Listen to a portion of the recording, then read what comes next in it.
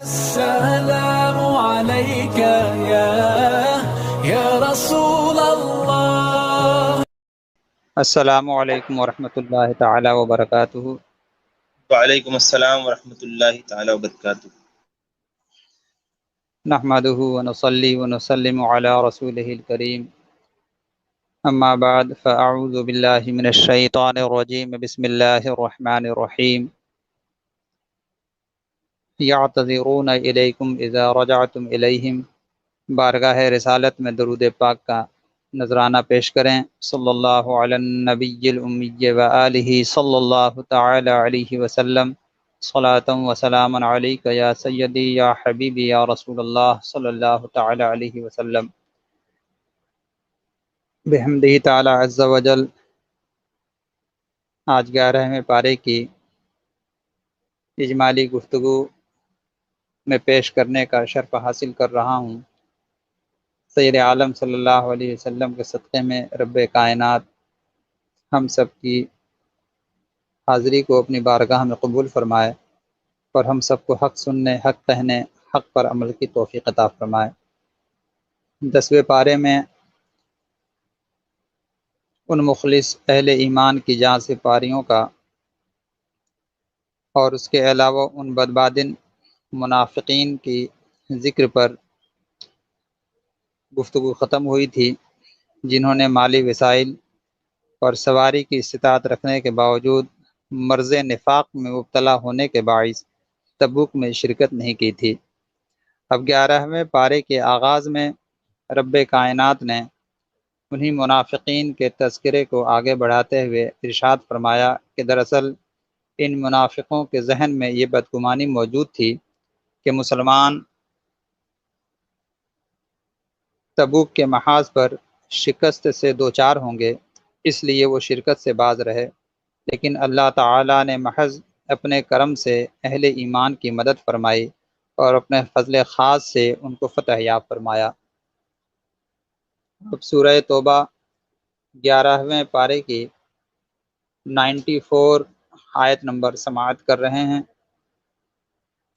اس کے آگے ذکر ہوتا ہے کہ اللہ تعالیٰ نے پیشگی اپنے نبی کو اس بات کی اطلاع دی تھی کہ جب آپ مدینے پہنچیں گے تو بغیر کسی عذر کے جہاد سے پیچھے رہ جانے والے منافقین آپ کے سامنے جھوٹی قسمیں کھا کر اپنا عذر پیش کریں گے۔ یہ آیت کریمہ منافقین کا جو سردار عبداللہ ابن ابی تھا، اس کے حق میں نازل ہوئی۔ اس نے قسم کھا کر کے یہ کہا تھا کہ اب میں جہاد سے کبھی بھی پیچھے نہ رہوں گا۔ اسی کی مذمت اللہ تبارک و تعالیٰ نے یہاں پر بیان فرمائی کہ محبوب آپ ان سے فرما دیں کہ اب بہانے بنانے کی ضرورت نہیں ہے، اللہ تعالیٰ ہمیں تمہارے حالات سے مطلع فرما دیا ہے، اور آئندہ بھی اللہ اور اس کے رسول تمہاری حرکتوں پر نظر رکھیں گے، پھر تم اس ذات کی طرف لوٹائے جاؤ گے جو حاضر اور غائب سب کا جاننے والا ہے، تو وہ تمہارے اعمال کی اصلیت سے آگاہ کر دے گا۔ اب آیت نمبر 98 کی جانب ہم آتے ہیں۔ آیت نمبر 98 سے عرب کے دیہاتی لوگوں کے دو طبقوں کا اب بیان ہو رہا ہے۔ ایک وہ جو اللہ کی راہ میں خرچ کرنے کو جرمانہ و تاوان سمجھتے ہیں اور مسلمانوں پر برے دن آنے کے منتظر رہتے ہیں۔ دوسرے وہ لوگ ہیں جو اسے اللہ تعالیٰ کی رضا اور نبی کریم صلی اللہ تعالیٰ علیہ وسلم کی نیک دعاؤں کے حصول کا ذریعہ سمجھتے ہیں۔ اللہ اکبر۔ دین میں پہل کرنے والے اور نیکی میں سبقت لے جانے والے انصار و مہاجرین اور ان کے متبعین کے لیے جنت کی دائمی نعمتوں کی خوشخبری اور عظیم کامیابی کا اللہ تبارک و تعالیٰ نے بشارت دیا ہے، اور ایسے لوگوں کی تعریف کی گئی ہے جو اپنی غلطیوں کے اعتراف کے ساتھ نیک اعمال سر انجام دینے کی کوشش میں لگے رہتے ہیں۔ ایسے لوگوں کی توبہ اللہ تبارک و تعالیٰ ضرور قبول فرماتا ہے۔ آیت نمبر 100 میں ان مہاجر و انصار صحابہ کی تحسین کی گئی جنہوں نے اول اسلام قبول کرنے میں سبقت کی اور مال و جان سے اس دین حق کا بھرپور ساتھ دیا۔ پھر ان سعادت مندوں کی تعریف اور توصیف کی گئی جنہوں نے اول سبقت کرنے والوں کی بڑی عمدگی سے پیروی کی، اور ان سب کو اللہ کی رضا اور جنت کے حصول کی بشارت دی گئی۔ آج کے روشن خیال اور دانشور کہلانے والے، خاص طور سے غیر مقلدین اور ندوی حضرات وغیرہ کا جو معاملہ ہے، ان کے تعلق سے آپ دیکھیں گے اکثر سننے کو ملے گا کہ یہ اپنے آپ کو بڑا ہی ذہین فہیم اور سلف صالحین کو کم فہم قرار دیتے ہیں، اور ان کی پیروی کے بجائے اپنے رائے سے نئے نئے اجتہادات کرتے رہتے ہیں، اور امت کو نئے نئے فتنے اور ابتلا میں گھسٹتے چلے جا رہے ہیں۔ حضرات مکرم، یہاں پر دیکھیں کہ اللہ تبارک و تعالیٰ نے جو اول صحابہ کرام تھے، جن کو سابقون اولون کہا گیا ہے، ان کی پیروی کرنے والوں کی یہاں پر دیکھیے کس قدر تعریف بیان کی جا رہی ہے۔ اگلی آیات میں ان دو گروہوں کا ذکر ہے جو غزوہ تبوک میں بغیر کسی شرعی عذر کے شرکت سے محروم رہے تھے۔ یہاں پر آگے بڑھنے سے پہلے میرے ذہن میں ایک بات آتی ہے، اور وہ یہ کہ آج یہ کہا جاتا ہے کہ جناب ہمیں کسی کی پیروی کی کیا ضرورت ہے، یا پھر یہ کہ خاص طور سے اہل سنت والجماعت جو چاروں مسلح میں سے کسی ایک مسلح کے مقلد ہیں، چاہے وہ حنفی ہوں، شافعی ہوں، مالکی ہوں یا حنبلی ہوں، کہا جاتا ہے کہ ہمارے لیے قرآن اور حدیث کافی ہے، ہمیں کسی کی اتباع کی کیا ضرورت ہے۔ سب سے پہلے میں اجمالاً یہ آپ سے عرض کر دوں کہ جتنے غیر مقلدین ہیں، خاص طور سے بخاری شریف، ترمذی شریف، صحاح ستہ کی کتابوں کو یہ معتبر جانتے ہیں، اور کچھ اس میں ہیں جو صرف بخاری شریف کو ہی معتبر جانتے ہیں، ان کے نزدیک کوئی اور حدیث کی کتاب معتبر نہیں۔ اب میں ان سے کہنا چاہتا ہوں کہ تم تک یہ حدیث جو پہنچی ہے، یہ حدیث شریف تم تک کس نے پہنچائی ہے، اور اس حدیث شریف کو قبول کرنے میں تم کس کی ذات پر اعتبار کرتے ہو؟ ظاہر سے ایک ہی جواب ہے اس بات کا کہ حضرت امام بخاری کی ذات پر ہمیں اعتبار ہے، یقین ہے کہ انہوں نے جو حدیث شریف میں لکھی ہے، جو روایات آپ نے وہاں پر دوسروں سے نقل کی ہے یا اس کو قبول کیا ہے، تو ہمیں ان کی فراست پر پورا یقین ہے کہ جو انہوں نے قبول کیا ہے وہ بہتر قبول کیا ہے، اور اس میں کسی قسم کی کوئی کمی نہیں ہے۔ اب ان لوگوں کا مکمل اعتبار حضرت امام بخاری یا دوسرے ائمہ محدثین پر ہے۔ اب یہاں سے یہ بات تو واضح ہو گئی کہ انہوں نے خود سید عالم صلی اللہ علیہ وسلم سے حدیث پاک کو نہ سنا، بلکہ انہوں نے امام بخاری پر اعتبار اور یقین کیا کہ یہ جو بتا رہے ہیں وہ صحیح بتا رہے ہیں، انہوں نے جو جمع کیا ہے وہ صحیح جمع کیا ہے۔ تو کسی نہ کسی طرح سے یہ حضرت امام بخاری کی ذات پر یقین کرتے ہوئے اور اس معاملے میں ان کے مقتدی کہلائے، یہ ان کے مقلد کہلائے، ایک بات۔ دوسری بات یہ ہے کہ جب امام بخاری علیہ رحمہ اور ان کو دونوں کو ہم درمیان میں رکھ کر کے یہ پوچھیں کہ یہ بتاؤ کہ تم حدیث شریف کو زیادہ سمجھنے والے ہو کہ امام بخاری حدیث شریف کو زیادہ سمجھنے والے ہیں، جواب یہی ہوگا کہ ظاہر سی بات ہے کہ امام بخاری وہ تو محدثین کے امام ہیں، آپ زیادہ سمجھنے والے ہیں۔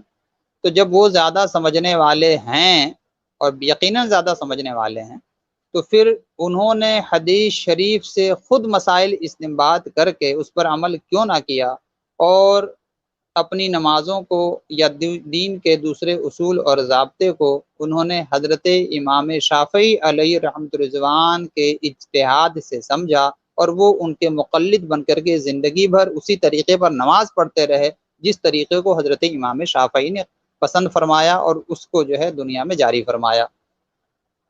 تو اب جس کو یہ اپنا امام سمجھتے ہیں وہ تو خود امام شافعی کا مقلد ہے، اور جب وہ خود امام شافعی کے مقلد ہیں، بلکہ جتنے بھی جو ہے محدثین ہیں اس میں زیادہ تر امام مسلم ہو تو امام ترمذی ہو تو امام ابو داؤد ہو تو یہاں تک کہ مشکات شریف کے مؤلف ہوں تو جتنے بھی محدثین ہیں سب کے سب وہ امام شافعی کے زیادہ تر مقلد ہیں۔ تو یہ بتاؤ کہ جن حدیث شریف کی کتابوں کو تم پڑھ کر کے اپنے آپ کو غیر مقلد کہتے ہو، وہ تو خود کسی نہ کسی کے مقلد ہیں، اور پھر تم یہ کہتے ہو کہ ہم کسی کے مقلد نہیں ہیں۔ تو یہ ایک عجب سی بات نہیں ہے کہ تم حدیث شریف ان سے لو اور وہ خود کسی کے مقلد ہیں اور ان سے ان کی حدیث شریف بتائی ہوئی کو تم جو ہے پڑھ رہے ہو اور تم کہتے ہو کہ ہم کسی کے مقلد نہیں ہیں، تو یہ صرف اور صرف امت میں فتنہ اور فساد پیدا کرنا ہے۔ صحابہ کرام کا یہ طرز عمل ہے، اور قرآن نے جب اس بات کی تائید فرما دی ہے کہ اللہ تبارک و تعالیٰ نے ان لوگوں کو پسند فرمایا جو سابقون اولون کی اتباع کرتے ہوئے اللہ اور اس کے رسول کی رضا کو انہوں نے حاصل کیا، اور اللہ تبارک و تعالیٰ نے ان کے لیے جنت کی بشارت عطا فرما دی۔ یہ ہے وہ اسلام جو قرآن نے دیا ہے، یہ ہے وہ اسلام جو محدثین نے اپنے عمل سے دیا ہے۔ اس کے خلاف اگر کوئی آپ سے کوئی دوسرا جو ہے طریقہ اختیار کرنے کو کہے تو ہرگز قرآن اور حدیث کے خلاف آپ عمل کرنے کی کوشش نہ کریں۔ اگلی آیات کی جانب ہم چلتے ہیں۔ یہ آیت نمبر 107 ہے۔ آیت نمبر 107 سے پہلے ہم جو ذکر کر رہے تھے وہ یہ کہ غزوہ تبوک میں بغیر کسی شرعی عذر کے شرکت سے محروم رہے۔ ان دو گروہوں کا ذکر ہے، لیکن انہیں اپنی اس محرومی پر شدید احساس ندامت تھا۔ ان میں سے ایک گروہ نے تاجدار کائنات صلی اللہ علیہ وسلم کے واپسی سے قبل ہی خود کو سزا دے دی اور مسجد نبوی کے ستونوں سے خود کو باندھ لیا۔ زبان رسالت صلی اللہ تعالی علیہ وسلم سے انہیں بشارت ملی کہ اللہ نے ان کے گناہ کو معاف فرما دیا ہے۔ دوسرے گروہ کا ذکر تفصیل سے نیچے آ رہا ہے۔ ہم پہلے 107 آیت کو لیتے ہیں۔ 107 آیت میں مسجد ضرار جس کا تذکرہ آیت نمبر 107 میں ہے۔ پہلے تو قبا کے مخلص مسلمانوں نے جو مسجد قبا بنی ہے تو وہاں کے مسلمانوں نے مسجد بنا کر اللہ تبارک و تعالی کی عبادت اور اعمال خیر کی طرح اس کی اعمال خیر کی بنیاد ڈالی۔ کافروں نے ان کے مقابلے میں فتنہ اور فساد کے لیے ایک مرکز بنایا اور اسے مسجد کا نام دیا۔ انہیں خفیہ طور پر عیسائیوں کی سرپرستی حاصل تھی۔ یہ لوگ حضور رحمت عالم صلی اللہ علیہ وسلم کو بلا کر اس مسجد کا افتتاح کرانا چاہتے تھے تاکہ مسلمانوں کی نگاہ میں مسجد مقدس بن جائے اور وہ درپردہ اس مسجد کے ذریعے مسلمانوں میں انتشار اور فساد پھیلانے کی سازشیں کرتے رہیں۔ لیکن اللہ تعالیٰ نے اپنے نبی معظم صلی اللہ تعالیٰ علیہ وسلم کو منع فرمایا اور بتا دیا کہ یہ مسجد مسلمانوں کو ضرر پہنچانے، کفر پھیلانے، اہل ایمان کے درمیان تفرقہ پیدا کرنے اور اللہ اور اس رسول صلی اللہ تعالیٰ علیہ وسلم سے جنگ کرنے والوں کے لیے سازشوں کا مرکز ہے۔ پھر کیا ہوا؟ تاجدار کائنات صلی اللہ تعالیٰ علیہ وسلم نے بعض صحابہ کو بھیجا، اس مسجد کو آگ لگا کر جلانے اور پیوند زمین کرنے کا حکم دیا۔ اس سے معلوم ہوا کہ بعض اوقات بظاہر نیک کام اگر منفی مقاصد کے لیے کیا جائے تو اللہ کے ہاں اسے قبولیت نہیں مل سکتی۔ اس سے یہ بھی پتہ چلا کہ اگر اسلامی معاشرے میں فتنہ و فساد برپا کرنے کے لیے کوئی مسجد بھی تعمیر کی جائے تو اس کا تقدس تسلیم نہیں کیا جائے گا۔ یہاں سے یہ بات واضح ہو گئی کہ آج جو گمراہ فرقے مسجد بنا کر کے لوگوں کو یہ دھوکہ دینے کی کوشش کرتے ہیں کہ یہ بیت اللہ ہے، اس آیت کریمہ میں صبح قیامت تک کے لیے یہ دستور بنا دیا گیا کہ مسجد وہی مسجد ہے جو اللہ اور اس کے رسول کے وفاداروں کے ذریعے بنائی جائیں، اور وہ مسجد صرف اور صرف اللہ اور اس کے رسول کی رضا کی خاطر بنائی گئی ہو اور کوئی دوسرا اس سے مقصود نہ ہو۔ جو لوگ یاد کرتے ہیں کہ جناب وہ بھی مسجد ہے وہ بھی مسجد ہے، ان لوگوں کو اس آیت کریمہ سے سبق حاصل کرنا چاہیے کہ اگر مسجد کی طرح ہی کوئی عمارت بن جائے تو مسجد ہرگز نہ کہلائے گی۔ اگر ایسا ہوتا تو اللہ اور اس کے رسول اس کو آگ لگانے کا اور اس کو ڈھا کر کے زمین کے برابر کرنے کا حکم ہرگز نہ دیتے۔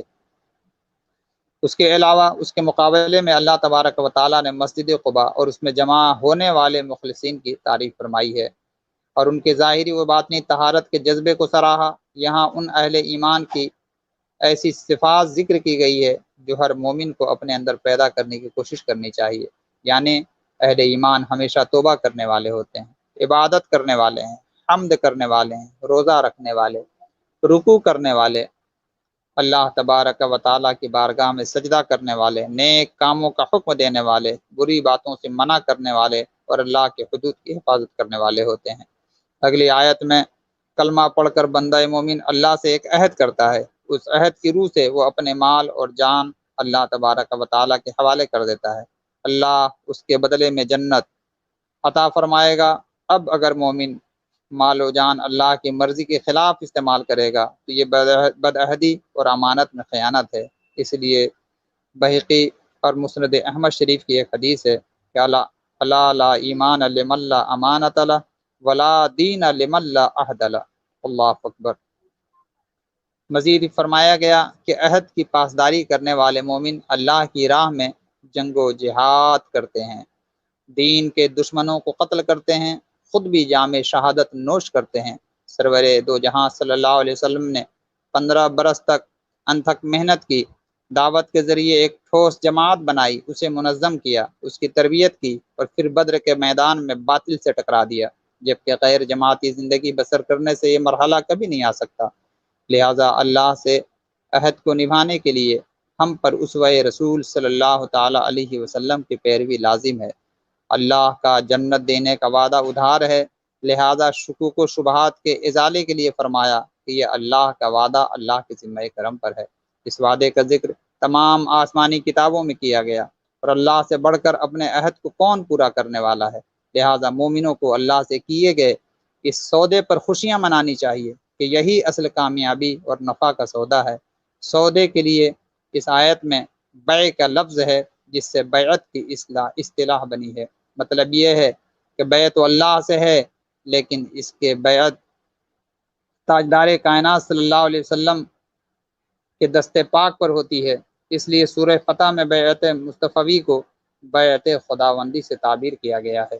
حق و باطل کا معرکہ قیامت تک جاری رہے گا۔ محسن انسانیت صلی اللہ علیہ وسلم کے بعد باطل کے خلاف منظم جد و جہد کے لیے اب بیعت کسی ایسے امتی کے ہاتھ پر ہوگی جس کے خلوص و اخلاص، دیانتی اور قیادت کی صلاحیت پر اعتماد ہو۔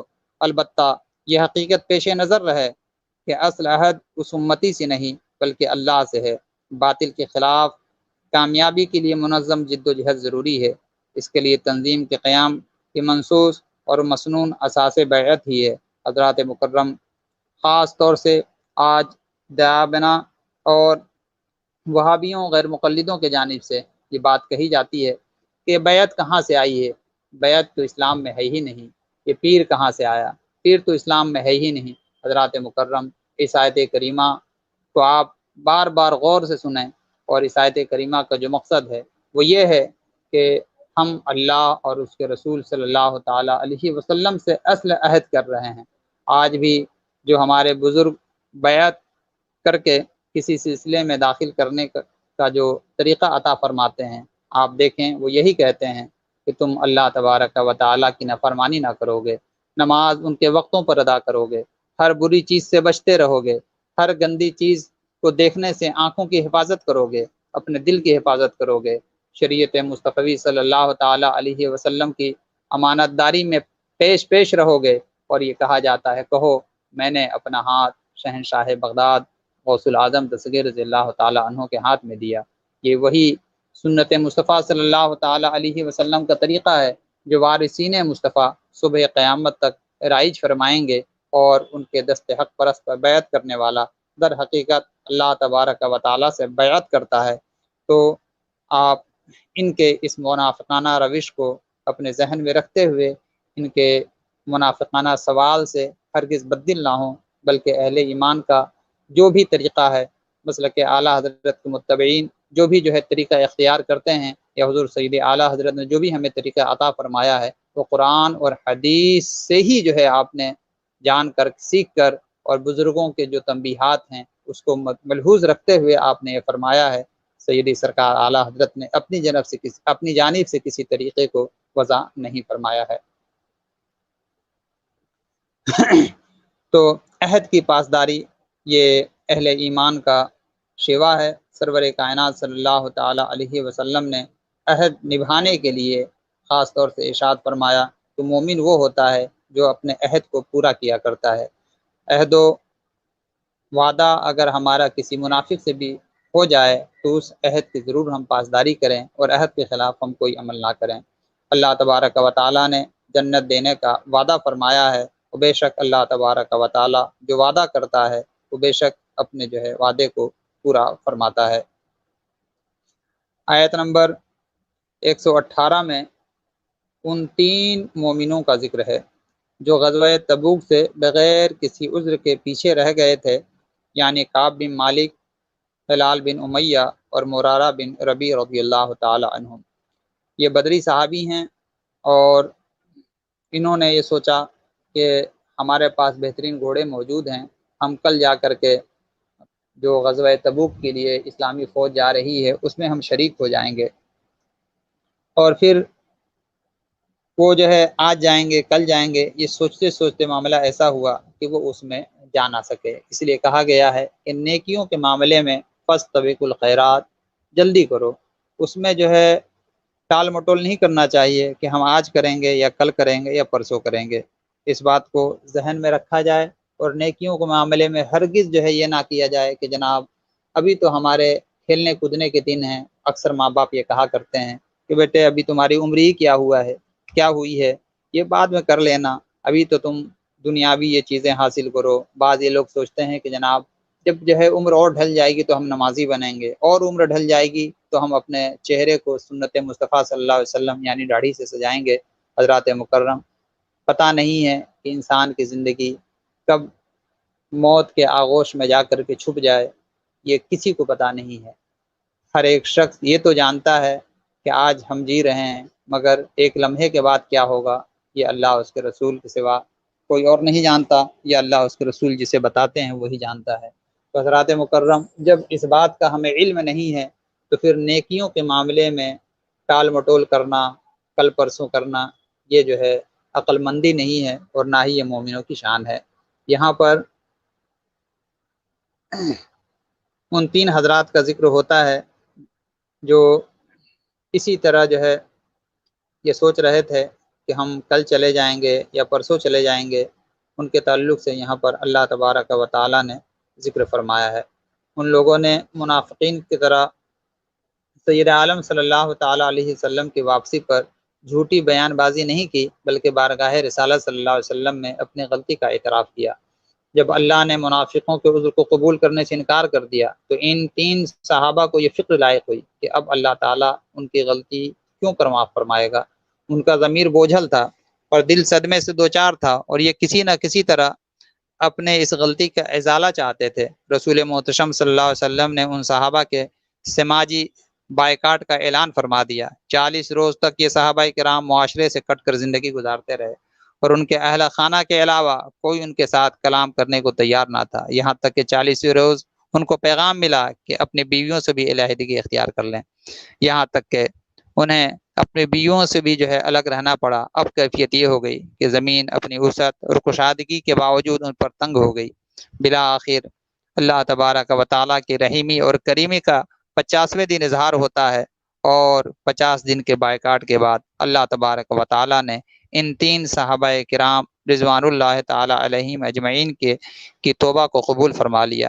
اس سے بھی جہاد فی سبیل اللہ کی عظمت اور پیچھے رہ جانے والے مخلصین کی سچی توبہ کی اہمیت کا اندازہ ہوتا ہے۔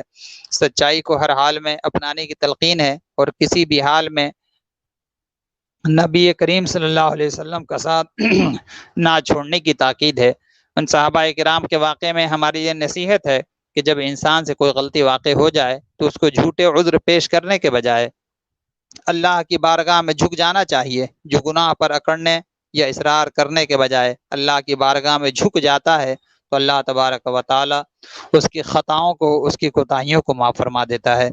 حضور سرور کائنات صلی اللہ علیہ وسلم نے اسی غزوے کے موقع پر صحابہ کرام سے مالی تعاون کا تقاضا کیا تھا۔ حضرت عثمان رضی اللہ تعالی عنہ 700 اونٹ بمعا سامان اللہ کے راستے میں پیش کیے۔ حضرت عمر رضی اللہ تعالی عنہ نے اپنے کل مال کا نصف حصہ اللہ کے راستے میں وقف فرما دیا، اور پر امید تھے کہ اہل ایمان میں سے آج کوئی ان پر سبقت نہ لے جائے گا۔ لیکن جناب ابو بکر صدیق رضی اللہ تعالیٰ عنہ اپنا سارا مال رسول محتشم صلی اللہ تعالیٰ علیہ وسلم کے بارگاہ میں لا کر کے پیش فرما دیتے ہیں۔ جب سید عالم صلی اللہ علیہ وسلم نے ارشاد فرمایا ابو بکر گھر میں کیا چھوڑ کر کے آئے ہو؟ عرض کرتے ہیں سرکار اللہ اور اس کے رسول صلی اللہ علیہ وسلم کو چھوڑ کر کے آیا ہوں۔ اسلام کو اپنی دعوت کی ابتدا میں جیسے دشمنوں کی طاقت توڑنے کے لیے جہاد کی ضرورت تھی، یوں ہی ان بنیادوں کی بھی ضرورت تھی جن پر اسلامی مملکت کی عمارت کھڑی کی جا سکے۔ اس مقصد کے لیے شرعی احکام کے نزول کا سلسلہ مستقل جاری تھا۔ حضور رحمت عالم صلی اللہ علیہ وسلم ایسے افراد کی تیاری میں ہمہ مصروف تھے جو مستقل کے مدرس، معلم، قاضی، حاکم، عامل اور منتظم بن سکیں۔ اس لیے حکم دیا گیا کہ مسلمانوں کی وہ تعداد جو مدینے میں رہیں انہیں یہ چاہیے کہ وہ دین کی سمجھ حاصل کرنے کے لیے جوق در جوق ہماری بارگاہ میں آتے رہیں۔ سورت کے آخر میں یہ ایمان افروز اور خوش کن بشارت دی گئی کہ تاجدار کائنات صلی اللہ تعالی علیہ وسلم نوع انسانی ہی میں سے ہیں اور آپ کا وجود مبارک کل بنی نوع انسان کے لیے باعث فخر ہے۔ آپ اپنی امت سے والہانہ محبت فرماتے ہیں، امت کے لیے ہر خیر اور بھلائی کی خواہش رکھتے ہیں، اور اس حوالے سے ہلکی سی تکلیف بھی آپ پر انتہائی ناگوار گزرتی ہے۔ خاص طور پر باعمل اور مخلص اہل ایمان کے حق میں تو بہت ہی مہربان اور شفیق ہیں۔ اللہ اکبر، کیا شان ہے رحمت عالم صلی اللہ تعالی علیہ وسلم کی۔ اسی لیے حضور سیدی اعلیٰ حضرت عظیم البرکت یہاں پر آپ کا شعر مبارک اگر پڑھوں تو دل کو تازگی ملے۔ آپ فرماتے ہیں کہ حرز جاں ذکر شفاعت کیجئے، نار سے بچنے کی صورت کیجئے، جو نہ بھولا ہم غریبوں کو رضا، ذکر اس کا اپنی عادت کیجئے۔ اور اسی میں ایک جگہ فرماتے ہیں غیظ میں جل جائیں بے دینوں کے دل، یا رسول اللہ کی کثرت کیجئے۔ حضرات مکرم، یہاں پر اس سورہ توبہ کی آیت کریمہ کا ان الفاظ میں اختتام ہوتا ہے کہ اللہ کے پیارے حبیب علیہ الصلاۃ والتسلیم اپنی جان سے بھی زیادہ اپنی امت پر مہربان ہیں۔ اس کے باوجود اگر وہ آپ کی امت آپ کے نقش قدم پر نہ چلے، آپ سے محبت نہ کرے، ہر چیز سے زیادہ آپ کو نہ چاہے، تو یہ اس کی حرمہ نصیبی ہے، اور آپ کے لیے اللہ کی عنایات اور اللہ تبارک و تعالیٰ کا فضل ہی کافی ہے۔ سورہ یونس کی اب یہاں سے ابتدا ہوتی ہے۔ سورہ یونس اس مکی سورت کا حروف مقطعات سے آغاز ہوتا ہے، یعنی کہ الف لام را تلک آیات الکتاب الحکیم، اور اس میں قرآن کریم کی حکیمانہ کلام ہونے کے ساتھ ساتھ منکرین قرآن کی گندی ذہنیت کی بھی اللہ نے نشاندہی کی ہے۔ وہ محض اس لیے اسے تسلیم نہیں کرتے کہ یہ ایک انسان پر کیوں نازل ہوا۔ اس سورہ مبارکہ میں مشرکین مکہ کو اچھی طرح سے آگاہ کر دیا گیا کہ تم پر حجت پوری ہو چکی، لہٰذا اب تم اپنے منطقی انجام کو پہنچنے ہی والے ہو۔ اللہ اکبر۔ اس سورہ پاک میں یہ بھی بتایا گیا کہ خاتم المرسلین علیہ السلام کی نبوت رسالت سے کسی کو تعجب نہیں کرنا چاہیے، کیونکہ آپ کی بعثت کوئی نئی بات نہیں ہے، بلکہ ہر امت میں کوئی نہ کوئی رسول آتا رہا ہے۔ اس کے بعد دلائل قدرت اور نظام کائنات میں غور و فکر کی دعوت دی گئی ہے، اور بتایا گیا کہ انسان دو قسم کے ہوتے ہیں، ایک جھٹلانے والے، دوسرے تصدیق کرنے والے۔ جھٹلانے والوں کا انجام آگ ہے، اور رحمت عالم صلی اللہ علیہ وسلم سے وفاداری کرنے والوں کا انجام دائمی جنت کے باغات ہیں۔ آیت نمبر 12 میں اب ہم آتے ہیں۔ اور جھٹلانے والوں کا بیان اللہ تبارک و تعالیٰ نے کیا ہے کہ یہ قرآن کو جھٹلانے اور اس کا مذاق اڑانے سے بھی باز نہیں آتے ہیں، اور اللہ کے نبی سے استہزاء کے طور پر کہتے ہیں کہ آپ کوئی دوسرا قرآن لے کر کے آئیں یا اسی میں کچھ تبدیلی کر دیں۔ آپ نے ارشاد فرمایا کہ مجھے ان میں سے کسی بات کا اختیار نہیں، میں تو وحی کا پابند ہوں۔ کیا تم سمجھتے ہو کہ میں نے معاذ اللہ یہ کلام خود بنا کر اللہ کی جانب سے اللہ کی طرف منسوب کر دیا ہے؟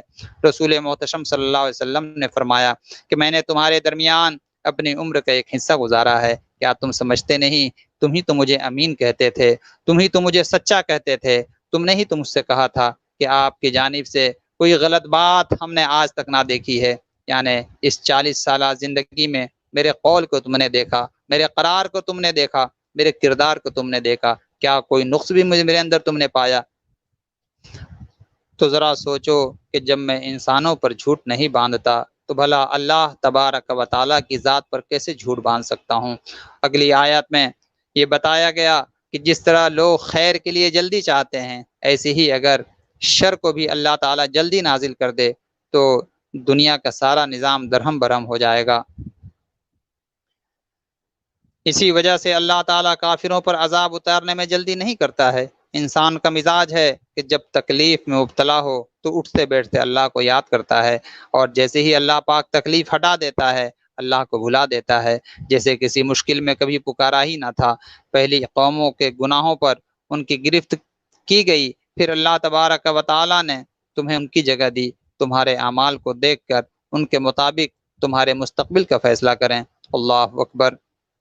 حضرات مکرم، سورہ یونس میں آیت نمبر 18 میں فرمایا کہ مشرک اللہ کو چھوڑ کر ایسے معبود باطل کو پوجتے ہیں جو انہیں نفع اور نقصان پہنچانے کی طاقت نہیں رکھتے، اور وہ کہتے ہیں کہ اللہ کے پاس ہماری سفارش کرنے والے ہیں۔ یہاں یہ امر پیش نظر رہے کہ مشرکوں کے بت اور تمام معبودان باطل من دون اللہ ہیں، جبکہ رسول کریم صلی اللہ علیہ وسلم، انبیاء کرام علیہم الصلاۃ والتسلیم اور اللہ تعالیٰ کے مقرب بندے اس کے اذن سے ہی اس کی بارگاہ میں شفاعت کریں گے۔ حضرات مکرم، یہاں پر میں آپ کی توجہ دلا دوں کہ اکثر و بیشتر یہ کہا جاتا ہے جب بھی اس طرح کی آیات کریمہ ہیں، چاہے وہ سورہ بقرہ کی آیت کریمہ ہو یا پھر یہ آیت کریمہ ہو، تو یہ کہا جاتا ہے کہ کون ہے جو اللہ تبارک و تعالیٰ کے علاوہ ہم کو نفع پہنچا سکے۔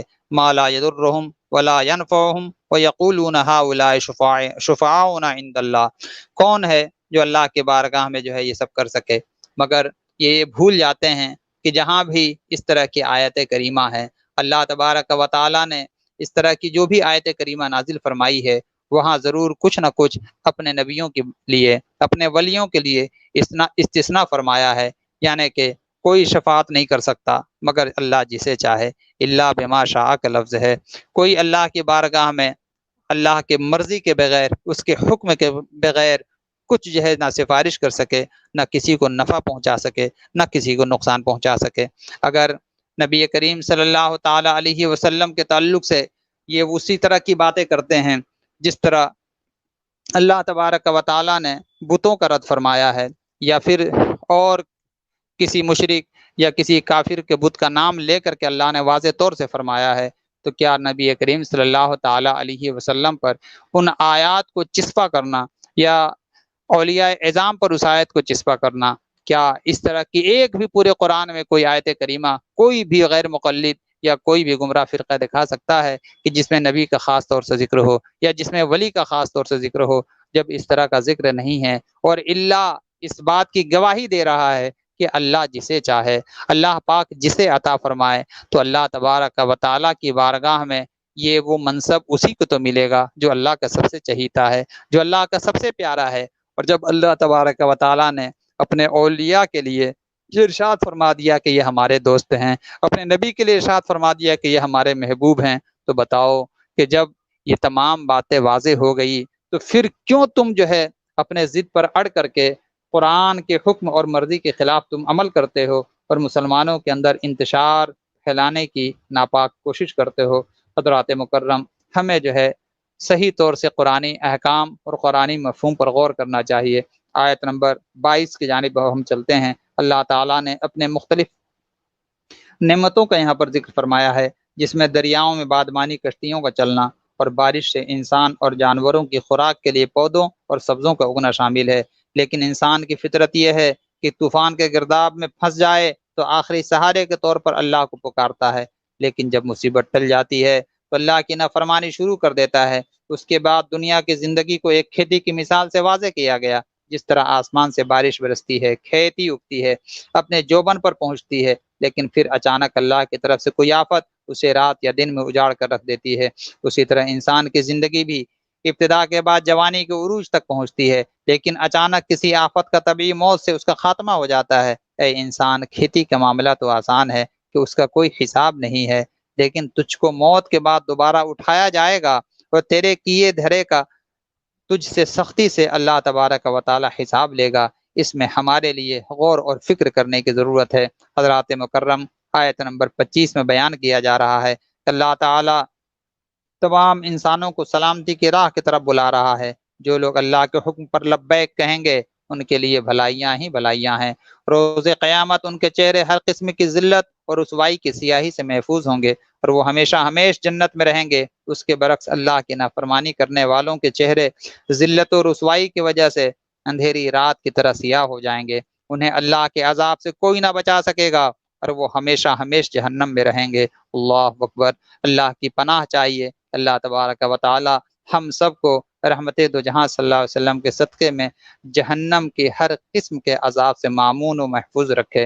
اگلی آیات میں قرآن مجید کی شان بیان کرتے ہوئے فرمایا، تمہارے پاس تمہارے رب کی جانب سے ایک عظیم نصیحت آئی ہے جو دلوں کی بیماریوں کے لیے شفا ہے اور مومنین کے لیے ہدایت و رحمت ہے۔ اگلی آیت میں اولیاء اللہ کی شان بیان کرتے ہوئے فرمایا کہ انہیں نہ کسی آنے والی بات کا خوف ہوگا اور نہ ہی کسی گزری ہوئی بات کا رنج و ملال۔ یہ وہ لوگ ہیں جو ایمان لائے اور ہمیشہ تقوی پر کاربند رہے، ان کے لیے دنیا کی زندگی میں بشارت ہے اور آخرت میں بھی اللہ کے کلمات میں تبدیلی نہیں ہوتی اور یہ بڑی کامیابی ہے۔ اس کے بعد نوح علیہ الصلوۃ والتسلیم کے واقعے کا اختصار کے ساتھ ذکر ہے۔ انہوں نے اپنی قوم کے متکبر سرداروں کے مقابلے میں اللہ پر توکل کیا اور اللہ کا پیغام سنانے کے عوض کوئی تنخواہ طلب نہ کیا۔ اللہ نے انہیں اپنے پیروکاروں کے ساتھ کشتی میں بچا لیا اور مخالفین کو طوفان میں غرق کر کے عبرت ناک انجام سے دوچار فرمایا۔ پھر حضرت موسیٰ علیہ الصلوۃ والتسلیم، حضرت ہارون علیہ الصلوۃ والتسلیم کو فرعون اور اس کے سرداروں کے پاس بھیجنے کا بیان ہے کہ انہوں نے متکبرانہ انداز میں جھٹلایا۔ موسیٰ علیہ السلام نے معجزات دکھائے، انہوں نے اسے جادو قرار دیا اور ان کے مقابلے میں اس دور کے بڑے بڑے جادوگروں کو بلایا، جیسا کہ پچھلی نشست میں آپ نے سماعت کیا ہے۔ حضرت موسیٰ علیہ السلام نے فرمایا، تمہارا جادو میرے معجزے کے مقابلے میں ناکام ہو کر کے رہے گا۔ اللہ تبارک و تعالی نے کی بارگاہ میں حضرت موسیٰ علیہ الصلوۃ والتسلیم نے فرعونیوں کے خلاف بددعا فرمائی، جس پر اللہ تعالیٰ نے فرعون اور اس کے لشکر کو غرق کرنے کا فیصلہ کر دیا۔ فرعون نے غرق ہونے کے وقت پڑھا اللہ تبارک و تعالیٰ پر ایمان لے آیا۔ اس نے کہا تھا کہ آمنا برب موسیٰ و ہارون، کہ میں حضرت موسیٰ اور ہارون علیہ الصلوۃ والتسلیم کے رب پر ایمان لے آتا ہوں۔ اللہ تبارک و تعالیٰ نے اس کی توبہ کو قبول نہ فرمایا، اس کے ایمان کو قبول نہ فرمایا۔ حدیث پاک میں ہے کہ اللہ تعالیٰ سکرات موت اور غرغرے کی کیفیت طاری ہونے سے پہلے تک اپنے بندوں کی توبہ کو قبول فرماتا ہے، لیکن اس مرحلے پر توبہ قبول نہیں ہوتی ہے۔ اللہ تبارک و تعالی ہم سب کو مرنے سے پہلے توبہ کی توفیق عطا فرمائے اور ہمارے ہر گناہوں کو اللہ تبارک و تعالی اپنے پیارے حبیب علیہ الصلوۃ والتسلیم کے صدقے میں معاف فرما دے۔ اللہ تعالیٰ نے فرعون کی توبہ کو قبول نہ فرمایا۔ اللہ نے فرمایا کہ آج ہم تیرے جسم کو بچا لیں گے تاکہ بعد میں آنے والوں کے لیے نشان عبرت بنے رہو۔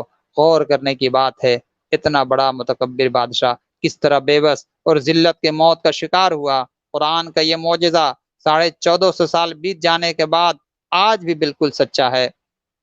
آج بھی جو ہے مصر کے فرعون کی لاش موجود ہے۔ اس واقعے سے ہمیں نصیحت حاصل کرنی چاہیے کہ انسان کو دنیا اور اقتدار کے نشے میں بالکل اندھا ہو کر اپنے انجام اور آخرت کو فراموش نہیں کرنا چاہیے، کیونکہ اللہ تعالیٰ کی پکڑ بڑی ہی شدید ہے۔ یہ صورت حضرت یونس علیہ الصلوۃ والتسلیم کی جانب منسوب ہے۔ اس کی آخری آیات میں بیان ہوا کہ سرکش قوموں میں سے صرف قوم یونس ہی ایک ایسی قوم تھی جو عذاب الہی آنے سے پہلے ایمان لے آئی، انہوں نے توبہ کی اور اللہ تبارک و تعالیٰ نے انہیں دنیا میں رسوا کن عذاب سے نجات عطا فرما دیا۔ واقعہ یہ ہے کہ حضرت یونس علیہ الصلوۃ والتسلیم اپنی قوم کے ایمان سے مایوس اور اللہ کے عذاب کو یقینی دیکھ کر نینوا کی سرزمین چھوڑ کر کے چلے جاتے ہیں۔ آگے جانے کے لیے جب وہ کشتی پر سوار ہوئے تو درمیان راہ انہیں کشتی سے سمندر کی لہروں کے نظر کر دیا گیا۔ اللہ کی شان، ایک مچھلی نے آپ کو نگل لیا مگر مچھلی کے پیٹ میں بھی آپ زندہ رہے۔ بالآخر 40 دن کے بعد مچھلی نے آپ کو ساحل پر لا کر کے اگل دیا۔ حضرات مکرم، یہاں رک کر کے میں آپ سے آگے بڑھنے سے پہلے میں عرض کرنا چاہتا ہوں، بتائیں کوئی شخص اگر مچھلی کے پیٹ میں چلا جائے کیا وہ زندہ رہ سکتا ہے؟ کیا وہ جو ہے موت کو شکست دے سکتا ہے؟ ہرگز نہیں۔ حضرات مکرم، آج کے اس مادی دور میں ذرا تجربہ کر کر کے دیکھ لیا جائے، آپ کو یہ بات واضح ہو جائے گی کہ ہرگز کوئی انسان مچھلی کے پیٹ میں جانے کے بعد زندہ نہیں رہ سکتا ہے، بلکہ مچھلی کی آنتیں اس شخص کو ہضم کر جائیں گی اور فضلے کے شکل میں مچھلی کے پیٹ سے وہ باہر آ جائے گا۔ حضرات مکرم، مگر حضرت یونس علیہ الصلوۃ والتسلیم کو کوئی نقصان کیوں نہ پہنچا؟ کیا یہ بات اس بات کی جانب ہماری توجہ نہیں دلاتا ہے؟ کیا یہ ایک دلیل قرآنی نہیں ہے کہ اللہ کے جو نبی ہوتے ہیں ان کا معاملہ کچھ اور ہوا کرتا ہے، نہ انہیں مچھلی نقصان پہنچا سکتی ہے نہ انہیں مٹی نقصان پہنچا سکتی ہے۔ تو جب ایک نبی کو مچھلی نقصان نہ پہنچا سکے، اور یہ نبی وہ نبی ہے جو شب معراج میرے آقا صلی اللہ تعالی علیہ وسلم کا امتی بن کر کے کھڑا ہے، حضرات مکرم، جب حضرت یونس علیہ الصلوۃ والتسلیم کو نقصان نہیں پہنچ سکتا ہے تو پھر سید الانبیاء کو کیسے نقصان پہنچ سکتا ہے؟ محبوب رب العالمین کو کیسے نقصان پہنچ سکتا ہے؟ جو شفیع المذنبین ہیں ان کو کیسے نقصان پہنچ سکتا ہے؟ اس بات سے آگاہ ہو جاؤ مسلمانوں کہ ایمان یہی ہے، یہی قرآن کا آفاقی پیغام ہے، اور یہی قرآن کا اعتقاد و یقین ہے۔ اس یقین سے ہٹ کر کے جو وہابی دیوبندیوں کے طریقے پر چلتے ہوئے یہ جو ہے عقیدہ رکھے کہ رحمت عالم صلی اللہ علیہ وسلم معاذ اللہ مر کے مٹی مل گئے، بتاؤ اس کا عقیدہ قرآن کے عقیدے کے مطابق ہے؟ اس کا ایمان قرآن پر ہے کہ اس کا ایمان تقویت الایمان مجسم شیطان پر ہے؟ حضرات مکرم، میں جو ہے وقت کی کمی کو ملحوظ رکھتے ہوئے آگے بڑھتا ہوں۔ حضرت یونس علیہ الصلوۃ والتسلیم کو بالآخر اس مچھلی نے ساحل پر لا کر کے اگل دیا۔ ادھر واقعہ یہ ہوا کہ ان کے قوم کے مرد اور عورتیں، بچے سب کے سب صحرا میں نکل گئے۔ انہوں نے اللہ سے توبہ کی، آہوزاری کی، اللہ تبارک و تعالیٰ کی بارگاہ میں سچے دل سے انہوں نے ایمان قبول کیا۔ اللہ تبارک و تعالیٰ نے ان سے عذاب کو دور کر دیا اور ان کے توبہ کو اپنی بارگاہ میں قبول فرما لیا۔ آگے مومن اور منافقین، موسیٰ و فرعون اور یونس علیہ الصلوۃ والتسلیم اور ان کی قوم کے واقعات کو بیان کرنے کے بعد مشرکین کو تنبیہ کی گئی کہ اگر کفر و شرک سے باز نہ آئے اور اپنے انا پر اڑے رہے، قیامت سے پہلے ہی ان پر عذاب آ سکتا ہے۔ ساتھ ہی حضور رحمت عالم صلی اللہ علیہ وسلم اور اہل ایمان کو یہ خوشخبری سنائی گئی کہ اللہ کی مدد اور نصرت ان قریب ہے۔ یہ ہماری سنت رہی ہے کہ ہم بالآخر اہل ایمان کو نجات دیتے ہیں، جیسے سورہ یونس کی ابتدا میں قرآن کریم کے ذکر سے ہوا تھا، اسی طرح اس کا اختتام بھی اس سچی کتاب کی اتباع اور پیروی کے حکم پر ہی ہے۔ اللہ تبارک و تعالیٰ کی بارگاہ میں میری یہ دعا ہے کہ اللہ تبارک و تعالیٰ ہم سب کو قرآن کی پیروی کرنے کی توفیق رفیق عطا فرمائے۔ دعا کے لیے ہاتھ اٹھائیں۔ اللہم صلی علی سیدنا و مولانا محمد معدن الجود والکرم وآلہ وصحبہ وبارک وسلم۔ اللہم ربنا آتنا فی الدنیا حسنۃ وفی الآخرۃ حسنۃ وقنا عذاب النار وقنا عذاب القبر وقنا عذاب الحشر۔ اللہم احفظنا من کل بلاء الدنیا وعذاب الآخرہ۔ حضرات مکرم، یہ جو وبا آج کے دور میں چلی ہوئی ہے، تو قرآن پاک کو اللہ تبارک و تعالیٰ نے شفا بنا کر کے نازل کیا ہے۔ تو میں آپ حضرات کو ایک قرآنی دعا بتا رہا ہوں کہ آپ حضرات اس پر عمل کریں کہ 21 مرتبہ سورہ فلق، قل اعوذ برب الفلق، 21 مرتبہ سورہ فلق کو پانی میں دم کر کے آپ حضرات استعمال کریں، خود بھی پئیں، اپنے بچوں کو بھی استعمال کرائیں۔ انشاءاللہ تبارک و تعالی جو کرونا کا مریض ہے اس کو بھی اللہ شفا عطا فرمائے گا، اور جو اس کا مریض نہیں ہے انشاءاللہ تعالی یہ مرض موذی اسے ہرگز لاحق نہ ہوگی۔ تو اللہ تبارک و تعالی اپنے قرآن سے ہم سب کو شفا عطا فرمائے، ہر قسم کی پریشانی سے اللہ ہمیں بچائے، ہر قسم کی محتاجی سے اللہ تبارک و تعالی ہمیں بچائے، ہر نیکی کی توفیق دے، ہر برائی سے ہمیں مامون محفوظ رکھے۔ وصلی اللہ تعالی علی خیر خلقہ ونور عرشہ وزینت فرشہ سیدنا و مولانا و ملجانا محمد وعلی آلہ وصحبہ اجمعین برحمتک یا ارحم الراحمین۔ السلام علیکم ورحمۃ اللہ وبرکاتہ۔ انشاءاللہ کل 12ویں پارے کی ابتدا ہوگی۔